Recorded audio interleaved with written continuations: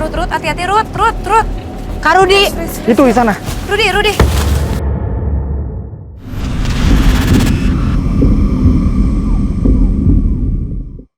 Ya berarti ya ada hubungannya dengan ini. Dia menyimpan amarah.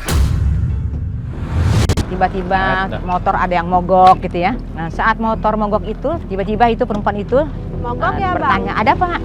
Oh saya nggak tahu ini motor saya mogok. Allahu Akbar. Air pancoran itu, kadang-kadang orang yang mau naik pangkat, kadang-kadang ya, yang mau bercerai jadi nggak jadi bercerai gitu. Oke, lalu gimana dengan buaya putih yang sering dilihat masyarakat? Atau itu cuman halusinasi, atau cuman dongeng atau tahayul, atau memang ada sosok buaya putih itu sendiri? Saya lihat memang ada. Berarti memang di tempat ini ada sosok yang menyerupai buaya yang mungkin tidak sengaja terlihat oleh masyarakat yang entah sekedar lewat di jembatan ini atau memang memancing seperti yang tadi Frisly dan juga Rudi katakan. Kita bisa coba komunikasi nggak sih dengan sosok yang ada di sekitar sini? Karena memang selain kita mau cari tahu soal buaya putih, kita juga mau tahu tentang Eti. Ya, coba Kak Rudi mungkin kalau tadi dia udah merubah wujud ke aku, mungkin dia mau komunikasi sama kakak? Dia. Kami pun mencoba berkomunikasi kembali dengan sosok Eti, namun tiba-tiba Rudi mendapatkan sinyal tentang keberadaan sosok Eti. Saya sedikit dapat sinyal dia nggak berada di sini, tapi rasanya seperti ada di sana, di sebelah sana. Itu Di mana, Fris? pohon-pohon bambu. Ada satu makhluk, ya kan? Makhluk yang bentuknya seperti buaya itu ada di ujung sana. Ketika kita ngomongin soal Eti, buaya itu menghadap ke arah sana. Jadi saya punya feeling dia ada di sebelah sana. Yuk, Kita kalau coba gitu kesana. kita coba untuk mendekat aja Kak Rudi. Iya. Tidak hanya itu, mitos tentang keberadaan sosok wanita berbaju merah yang merupakan arwah korban kecelakaan pun kerap dikaitkan dengan kejadian-kejadian di tempat ini. Menurut pengalaman saya yang pernah saya dengar di sini banyak penampakan diri, yaitu yang dibilang selendang merah itu. Lantas, apakah sosok tersebut adalah sosok Eti yang kami cari? Sebentar. Kalau ngelihat apa?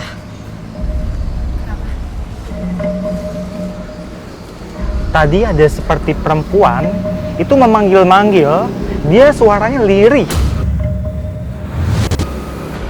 Kejadian itu sosok yang kita cari, Eti atau Mira mungkin. Karena memang katanya dia aktif, tapi justru yang aku bingung selama penelusuran kita malah sosok itu belum memunculkan wujudnya. Iya. Rut? Kenapa Rut? Hati-hati Rut. Kak Rudi. Itu di sana. Rudi. Tiba-tiba kami dikejutkan dengan adanya sosok astral yang melintas. Tak ingin lepas dari sosok tersebut, kami pun mengejarnya dan menggiring kami ke sebuah pohon bambu besar. Dia hilang. Tadi saya lihat di sini. Namun tiba-tiba sosok tersebut menghilang. Kami pun mencoba mendeteksi keberadaan sosok wanita tersebut. Frisly, coba kamu konsen cari di mana dia. Tadi dia ada di sini, Fris. Kenapa Fris kamu nunjuk ke sana kenapa? Bambu. Belakang bambu. Tak selang beberapa lama sosok tersebut muncul kembali tepat di belakang pohon bambu. Ini bambunya juga udah aneh ya secara visual. Dia miring. Lihat deh. Mungkin kenapa dia juga suka muncul di bambu yang ini karena memang tempat yang landai itu sangat disukai oleh sosok-sosok perempuan biasanya. Oke. Awas hati-hati Rut. Oke, boleh didefinisiin mungkin sosok perempuannya seperti apa? Sekarang perempuannya ada di sini, di samping kita. Dia tuh matanya sayu, wajahnya pucat, rambutnya segini, dan dia pakai baju merah. Dia melihat kita seperti ini. Dia melihat ini seperti tatapan marah, dendam, apapun itu, seperti orang yang sedang menatap musuh. Padahal kita datang ke sini kan baik-baik dan kita baru pertama kali datang ke sini. Tapi dia tuh menatap kita tuh kayak musuh bebuyutan. boleh diajak komunikasi, mungkin apa ini sosok Eti yang kita cari? Siapa kamu? Rudi lagi coba komunikasi dengan sosok perempuan di sini, cuman kita masih belum tahu ini apakah sosok Eti, Mira, atau mungkin sosok Tim, lainnya. boleh saya minta lilin? Kenapa harus pakai lilin, Ruth atau Fris? Tiba-tiba, waktu saya ajak dia ngomong, dia nggak mau ngomong. Dia seperti bungkam, dia tetap marah. Dan kemudian tiba-tiba dia malah bilang, saya mau Api. Kenapa? Kenapa, Fris? Kakak bilang api, aku ngerasa belakangku panas banget. Tiba-tiba juga langsung ada angin, tapi cuma ada di atas kepala kita aja, Kak Rudi. Oh, Kayaknya apa ada hubungannya dengan api? Sebentar, Ada suara-suara juga dari atas. kamu minta api. Sekarang cerita ada apa? Oke, Kak Rudi masih coba untuk komunikasi dengan sosok kali ini karena tadi dia seperti tidak mau berkomunikasi karena membutuhkan media seperti api. Eds! Itu kenceng banget loh suaranya. Kenapa? Itu kenapa? Ada apa ya di situ ya? Rut. Kenapa ini? Guys, kenapa ini? Apa itu? Dalam situ nggak ada apa-apa, Kak. Sebentar. Nggak ada Kita belum apa-apa dan selesai. ini nggak mungkin bisa gerak. Kokoh banget ini. Itu kenapa ya? Dia marah maksudnya atau gimana kok? Dia justru malah seperti ketakutan, seperti gregetan. Tapi dia nggak gamblang. Ada apa ini sebentar? Ini kamu minta api, ini sudah saya kasih. Oh, maksudnya api ini adalah simbol api ini sesuatu yang panas. Jadi ini adalah tentang kebencian, tentang amarah. Coba Kakak tanya ini siapa, karena dia aku aja komunikasi malah nggak mau. Dan aku yakin kayaknya ini bukan sosok Eti. Dia pindah ke sana. Hei.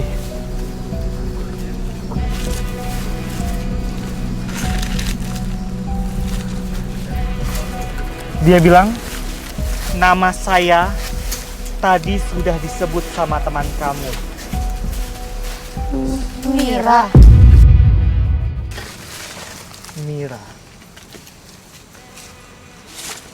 Mira, dia yang namanya Mira. Oke, berarti ini sosok yang sering ganggu warga sekitar yang katanya sempat kecelakaan. Mungkin kecelakaan tuh ada hubungannya sama api, amarah. Api ini simbol amarah, dendam. Dan kalau dia mencelakakan orang, dia berbuat usil jahat dan sebagainya, ya berarti ya ada hubungannya dengan ini. Dia menyimpan amarah. Tiba-tiba motor ada yang mogok gitu ya. Nah, saat motor mogok itu, tiba-tiba itu perempuan itu Mogok ya, Bang? bertanya, ada apa? Oh, saya nggak tahu ini motor saya mogok. Allahu Akbar. Kami pun mencoba berkomunikasi dengan sosok Mira demi menggali informasi kenapa sosok ini mempunyai dendam yang sangat besar dan kerap mengganggu warga sekitar. Kok tiba-tiba hawa di sini beda loh. Jadi kayak dia asalnya memang dari dia, tapi sekitar sini auranya jadi beda.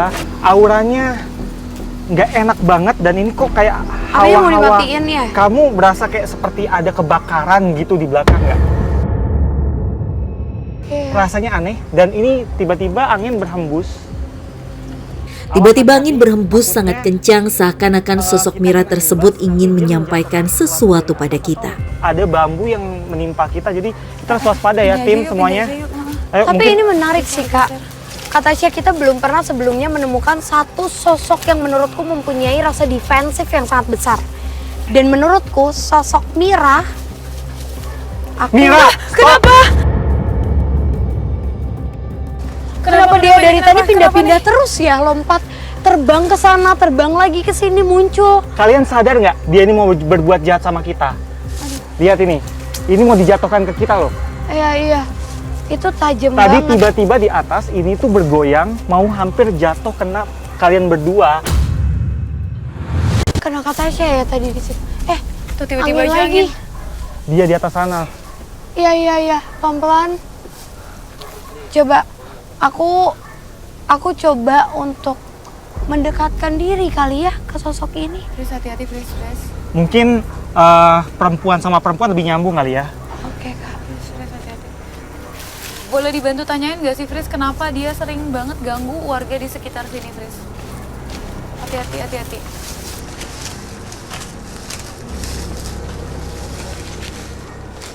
Assalamualaikum. Mira.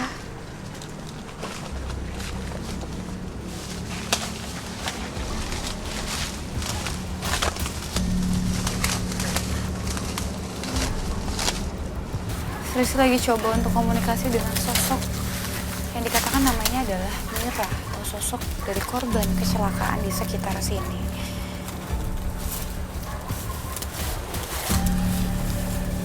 Izinin aku terus pegang tangan kamu.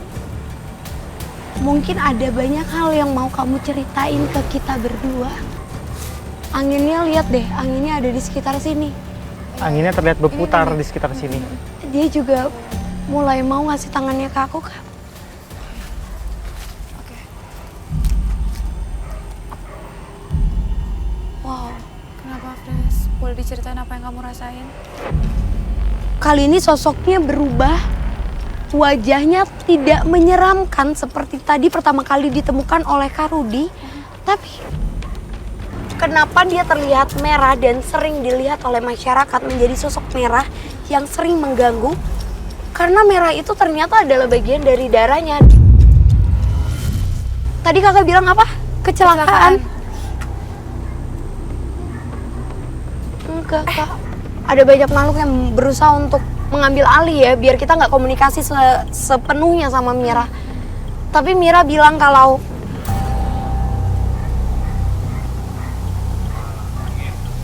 Fris, nggak apa-apa, dia lagi ngasih gambaran ke aku, nggak apa-apa, ini kenapa? Lihat, nggak apa-apa, tiba-tiba saya merinding parah. nggak apa-apa. Kata siapa pegang tangan. Tiba-tiba saya merinding parah. Dan ini di belakang bambu ini ada banyak sekali makhluk. Yang mengantri.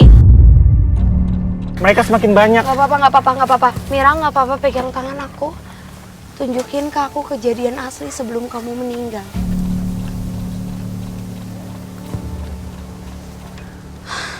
Kenapa Fris? Aku nggak bisa. Informasi aslinya ternyata beda dari apa yang orang lain tahu. Mira adalah salah satu korban dari pembunuhan yang memang pembunuhannya dilakukan tidak jauh dari tempat ini. Terjadi masih di awal tahun 2000-an, jadi akhir tahun 90-an menuju 2000 awal pembunuhan itu terjadi. Mengalami banyak luka tusuk, banyak sekali di bagian belakang juga luka yang sangat besar dan cukup besar. Menjadi pendarahan yang sangat hebat. Dia memakai baju pink tua yang akhirnya menjadi sebuah warna merah karena penuhnya darah. Mayatnya dibuang ke tempat ini. Di sini ditemukan oleh para warga dan dianggap menjadi korban kecelakaan karena adanya kendaraan juga yang sengaja dibuang tidak jauh dari situ. Padahal aslinya adalah mayat Mira itu ditaruh di tengah dan adanya dua laki-laki yang membawa motor yang membawa dan sengaja membuang mayat Mira. Lalu kenapa Mira juga ngasih tahu ke kita kalau saya tidak berniat untuk mengganggu, tapi amarah itu memang besar. Yang tadi Kak Rudi bilang ada hubungannya dengan api. Kenapa dia meminta api? Amarahnya sangat besar karena menurut dia sampai saat ini yang melakukan pembunuhan masih belum ditemukan. Dan dia berharap mereka masih lewat akses jalan ini biar bisa dia membalaskan amarahnya. Teka-teki mengenai sosok Mira memang benar adanya, namun kami mendapatkan informasi penting bahwa sosok Mira bukanlah dari korban kecelakaan, melainkan adalah korban pembunuhan. Depresi yang tinggi, kesedihan, dan kesendirian yang dia alami menyebabkan dia lompat dari jembatan ini.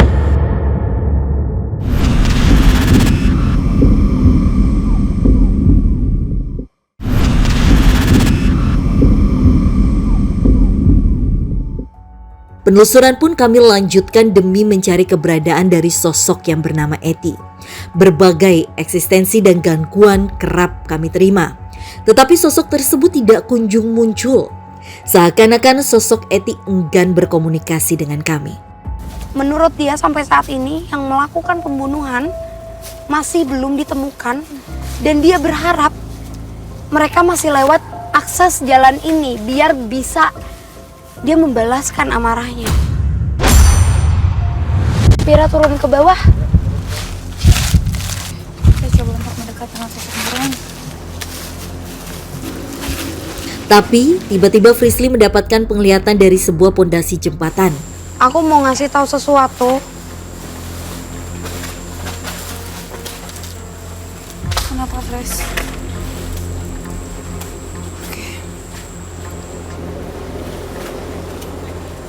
Ingat nggak tadi di atas jembatan ini kita sempat membahas tentang banyaknya korban pribumi. Iya, Kakak iya. nggak apa-apa, kakak lebih dekat sama Kak Rudi. Heeh. Banyaknya korban pribumi yang anggota tubuhnya ditanamkan untuk menjadi bagian dari pembangunan tempat ini.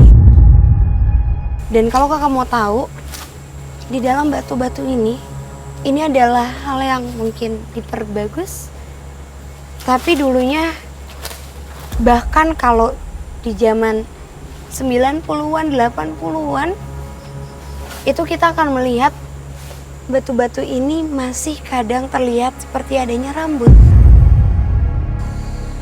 Karena kepala-kepala yang ditumpuk dijadikan seperti berjajar dan ada hitungannya untuk berapa korban yang sengaja ditanamkan dalam satu pilar ini. Oke. Dan untuk satu pilar ini ada berapa kepala saat ini, Fris? Ini mata, ini rambut dia yang agak ikal. Banyak kata Syekh. Banyak. Eds,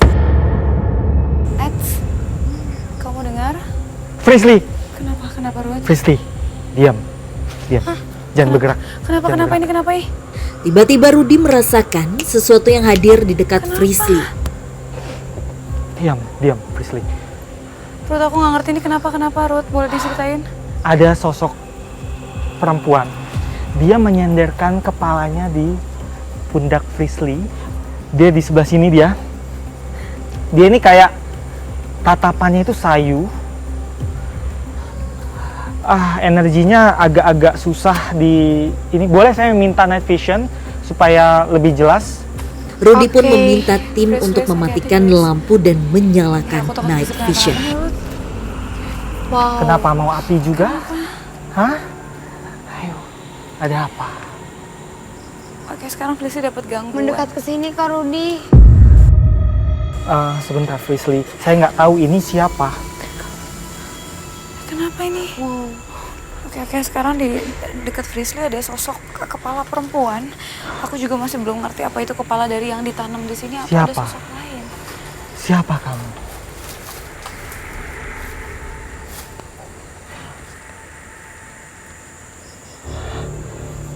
Eti. Eti. Dia bilang dia Eti. Berarti ini sosok yang kita cari-cari. Jadi dia ini cerita, dia ini sosok yang suka menangis. Dia merintih di atas jembatan sana. Dia seperti orang yang kehilangan sesuatu. Dia jongkok seperti ini, dia menutup mata.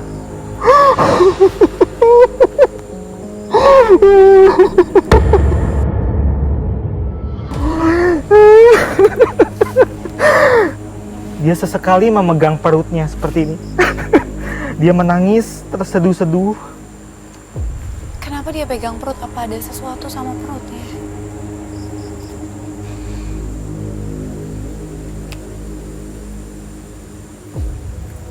Dia bilang dia punya kisah yang benar-benar sangat memilukan. Tapi dia belum mengatakan ada apa sebenarnya. Dia cuma bilang dia itu sakit. Saya sakit. Saya sakit. Sakit.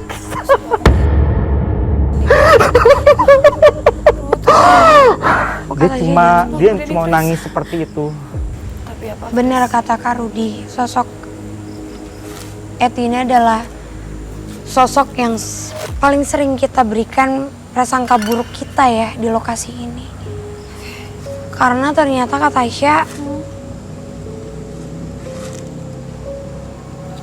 sosok ini adalah sosok perempuan yang sangat cantik di zamannya. Orang kita di bawah dedaunan ini seperti ada gambaran kedua orang tuanya yang sama-sama menatap kita secara teduh. Sosok Eti ini adalah anak satu-satunya yang pada saat itu hamil. Hamil? Masih di usia hamil muda. Oh. Ada demam apa ya? Ini kayak sesuatu yang dilantunkan. Sebuah nyanyian. Itu yang selalu dia lakukan di kamarnya. Tapi kebiasaan dia adalah menunggu kekasihnya yang orang Belanda menjemput dan menikahkan dia karena itu adalah janji. Oh no. Lilinnya. Dia nggak mau bicara kalau nggak ada api. Tem nyalain lampu. Oke, kenapa tadi lilinnya sampai mau mati kayak gitu? Banyak makhluk lain yang berusaha untuk ngecohin kita lagi, kata Tasya. Oke. Tapi sosok ini memberikan gambaran bahwa depresi yang tinggi, kesedihan, dan kesendirian yang dia alami menyebabkan dia lompat dari jembatan ini. Justru kalau si Eti itu dia korban hamil, meninggalnya pun mati bunuh diri pas di ujung jembatan sini.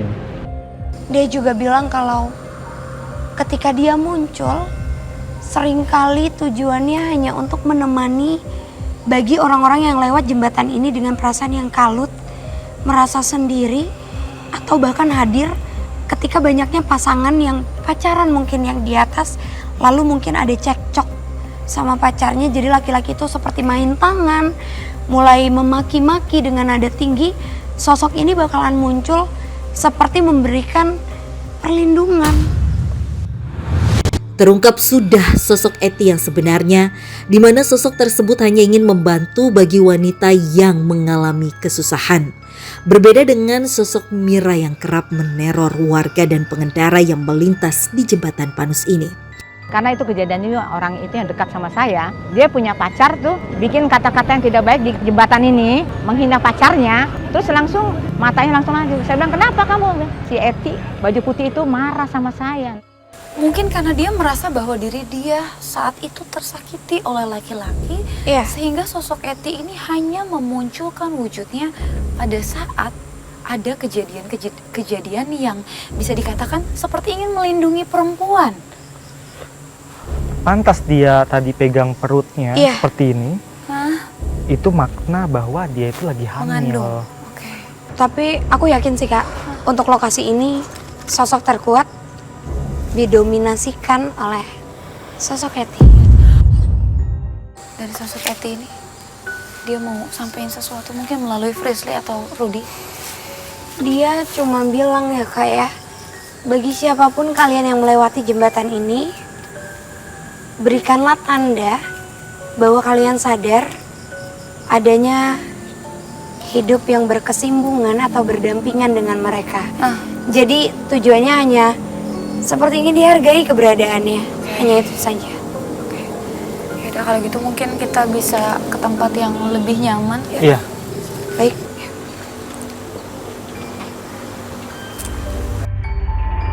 Fenomena-fenomena gaib dari berbagai mitos yang tersebar atas keangkeran di jembatan Panus ini membuat kami menyadari bahwa dimanapun kita berada, kita hidup saling berdampingan. Namun alangkah bijaknya apabila manusia menjaga adab di area-area tertentu dengan makhluk tak kasat mata.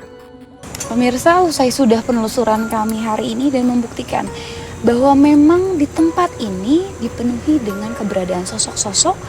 Saksikan terus penelusuran kami mengunjungi tempat-tempat dengan cerita mistis, mitos, serta mencekam yang pastinya membuat Anda deg-degan hanya di GTV.